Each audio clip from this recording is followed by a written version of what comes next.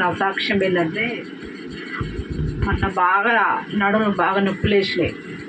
నొప్పులేస్తే ఇంకా సార్కి వెళ్ళి స్కానింగ్ తీపించుకొని వచ్చిన. అయితే ఆ గర్భసంచి కొద్దిగా ఆఫ్ ఉందని చెప్పారు. చెప్తే 5 రోజులకు మందులు ఇచ్చిండు.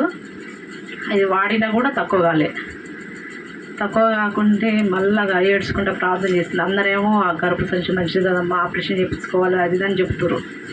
నాకు ఇంకా భయం పడుతుంది. ఇక అయ్యగారితో ప్రార్థన కూడా చేయించుకుంది. ఏం కదలేమ్మా, నార్మల్ వస్తుంది, మళ్ళీ చూపించుకున్నా కూడా ఏం కదా అని చెప్తుండ్రు. సరేలే అని ఇంకా ఏడ్చుకుంటూ ప్రార్థన చేసుకున్నా. నేను కూడా తెల్లారి గంటల 5 ఆదివారం రోజు తెల్లారి గంటల 4 అయ్యగారు లాగానే వచ్చి అమ్మ నీకేం కదలే అని అన్న చెప్పిండు. ధైర్యం వచ్చింది. అయితే అయ్యగారు చెప్దాం అనుకున్నా కానీ ఆ రోజు విజిటింగ్కి వచ్చిండు, ఎప్పటి వచ్చేసిండు చెప్పలేకపోయినా. ఇంకా మళ్ళీ చూపించుకున్నాం అమ్మ అంటే చూపించుకోలేదయ్యా, మళ్ళీ పోయి దేరకొండ పోయి చూపించుకొచ్చుకుంటా అన్నా. ఇక సరేలేమ్మ ఏం కాదండి నార్మల్ వస్తుందని చెప్పిండు, ప్రార్థన చేసిండు. పోయి ఇక దేరకొండ పోయి చూపించుకొని వచ్చిన.